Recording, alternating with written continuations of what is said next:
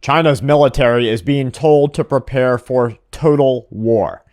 The Chinese have told their military to get ready for a total war scenario when testing and evaluating the performance of new weapons.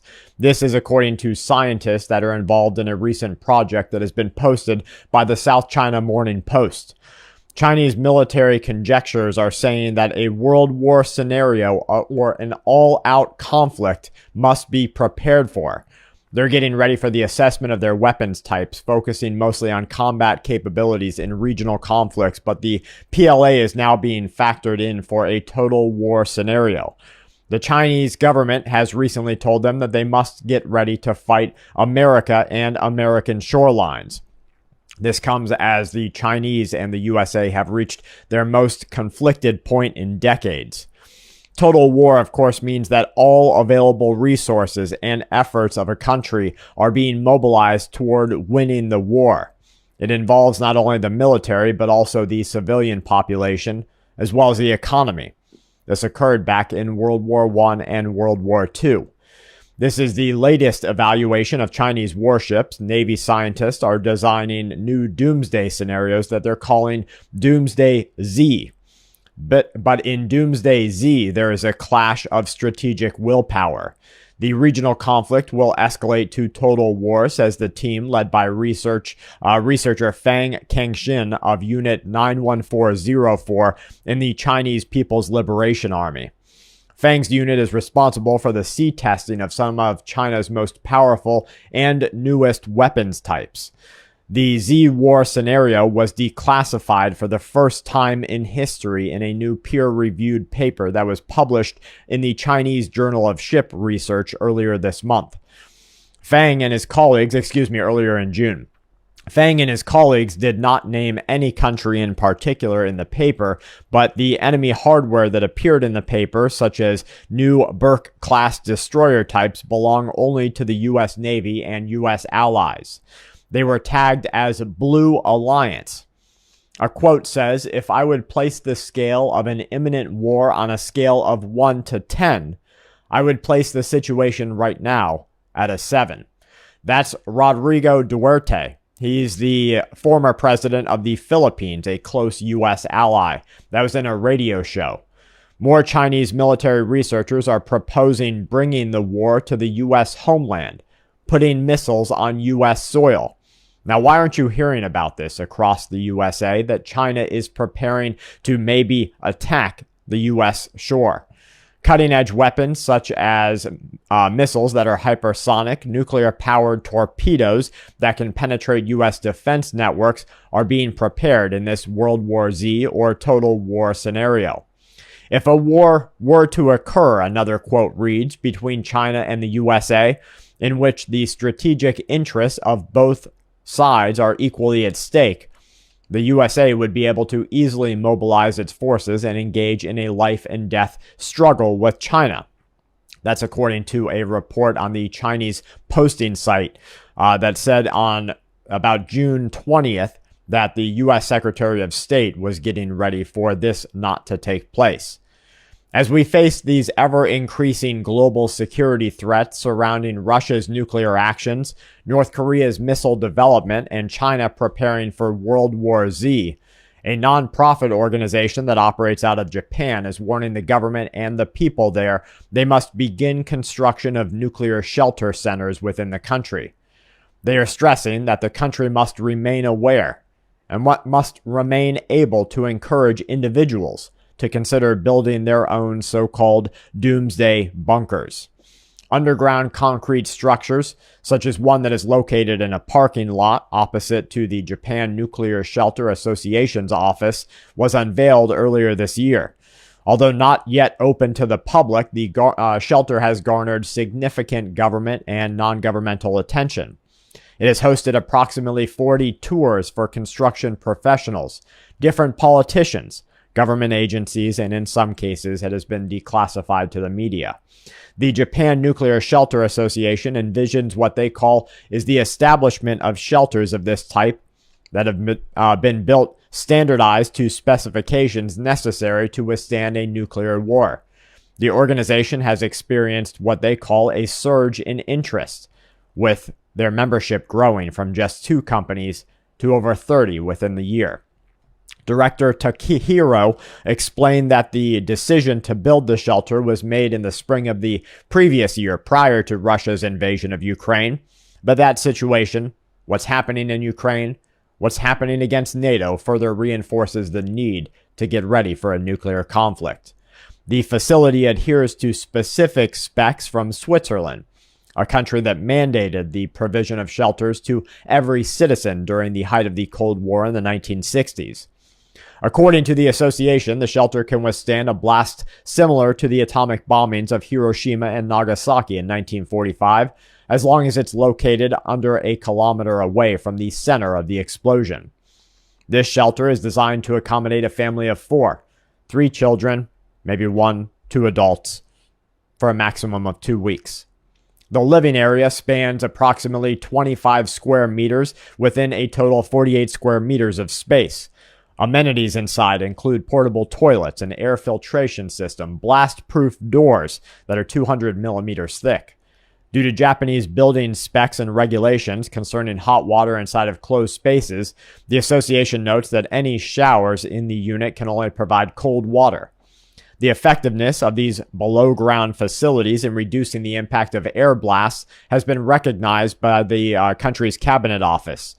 A survey conducted by Kyodo News revealed that out of the 59,000 facilities designed to act as emergency shelters, only 4% of them are underground.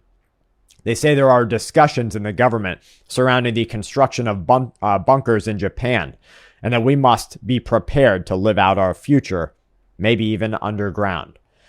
Different Democratic parties and non-governmental organizations have called for financial support from the government, saying that now is the time to get ready.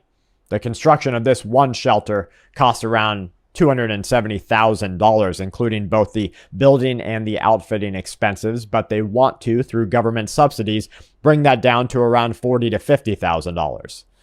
Russia right now is being prepared in the country. China's being prepared for total war. Japan is telling their citizens they better start building bunkers. Here in America, what are they telling you? Don't look at what's happening in France. Pay no attention to where your tax money is going.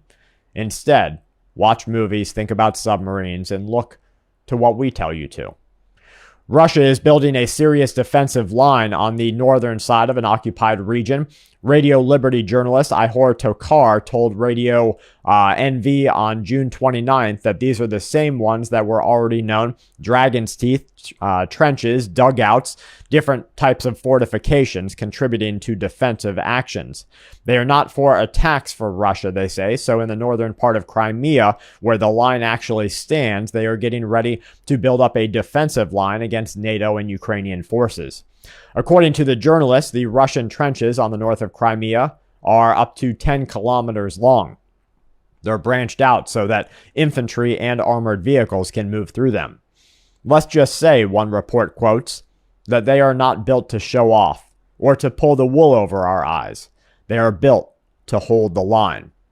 Tokar stated that it can be inferred from Russia's actions that its occupying forces are concerned with the Ukrainian armed forces attack and that they might be able to land a bridge soon into the Crimean region. Earlier last month, journalists of Radio Liberty Television or radio networks have said that they are analyzing new satellite imagery. The reports that they are seeing shows that an offensive by Ukrainian forces might be able to push into Russian territory and that the trenches that they have been building, according to the images and satellite imagery, might be ready for a more in-depth conflict. Now, as Russia gets ready for this, what's America going to do? Well, they're going to give even better weapons and even more money to Ukraine. Some analysts are right now questioning why America is not just unloading everything that Ukraine needs to fight Russia. Well, one of the conjectures or one of the considerations there is that the American goal is just to weaken Russia. So let's see what happens next.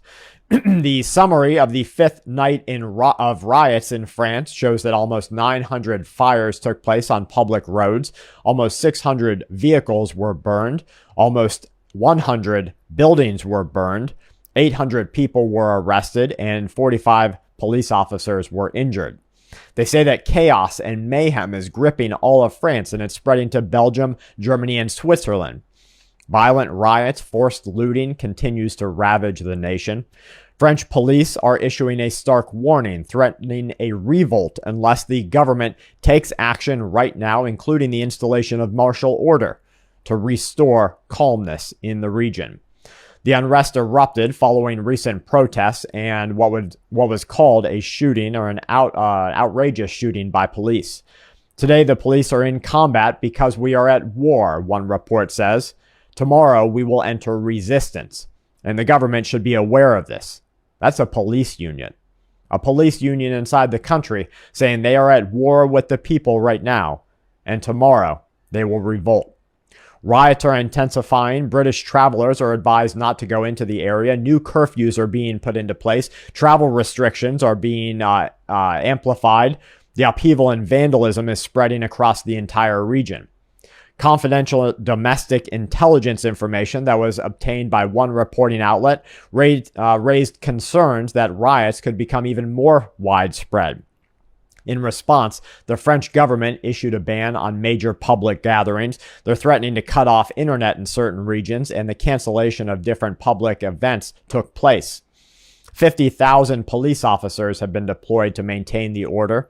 The Interior Ministry reports that thousands of arrests are happening, thousands of fires are happening, numbers of dozens and dozens and hundreds of looting events are taking place, and the rioters are being mob-like in their violence. The protests are persisting. Paris is witnessing clashes between rioters and police. Burnings of buses and different vehicles are being seen. The unrest has spread into other cities. Furthermore, we are seeing security measures being implemented by the government there. Under mounting pressure, Macron, the president of France, says that he has faced calls to declare a strict state of emergency. He's urging all parents to keep their children at home, keep them inside, and keep them safe. We're seeing updated travel advice warning individuals to watch out for local media before they travel outside. In response to escalating violence, the Interior Ministry announced a halt to all bus and public transport. Curfews have already been imposed in multiple cities. Riots are not confined just to the mainland, and we're starting to see it in the Caribbean territories. The Indian Ocean, the island of Reunion, they are also experiencing unrest. The measures follow the presidential decision to cut short a European Council address. They have reiterated that no taboos exist when it comes to addressing anarchy. All options are on the table, according to the Prime Minister, including martial law. The opposition leader and conservative Republicans say that they are calling for an immediate declaration of a state of emergency, and there is an urgency that they retain order. The police union is criticizing the current response, saying that what is happening right now is uncalled for and insufficient. Calling for calm is no longer enough, and now force is necessary. If you and your family don't think that this is capable of happening in the United States of America, let me warn you that it just takes one collective or sort of synchronous event to take place. One where people finally wake up and they say, you know what, I've just been giving money over to Ukraine. Now I'm broke. You know what, I'm tired of paying for things that are way outside of my price range and now I'm broke. And you're taking my taxes and just giving it to other people and building weapons for other countries. You're bankrupting me as a human being so that you can fly around in your jets and tell me I can't drive a car. I shouldn't eat meat, but you're eating Wagyu beef from Japan. People will wake up one day in America, and when they do, the riots that you see in France are just a glimpse of the armed revolt that you'll have in this country. The best thing that you can do is remain aware, remain prepared. Know that the Army, the United States military, government organizations, police outlets, they are all going to call for a much stricter and harder response than they did during the riots of the 2020s and 2021. What we're going to see next is going to be absolutely overshadowing everything that we have experienced to this point. So if you're thinking that maybe a bulletproof vest is overkill, think again. If you think that carrying more than one resupply of your kinetic projectile tool's ability to reach out and touch someone is overkill, think again. If you don't think you should have some sort of mace or pepper spray or some sort of tool to help defend yourself, think again. You have to start thinking for yourself right now, because they're going to keep you misdirected and redirected until you are trampled by a mob of people who are mad that you're not helping them. Please, everybody, take the time this weekend, this week, this entire next month to get ready. From my family to yours.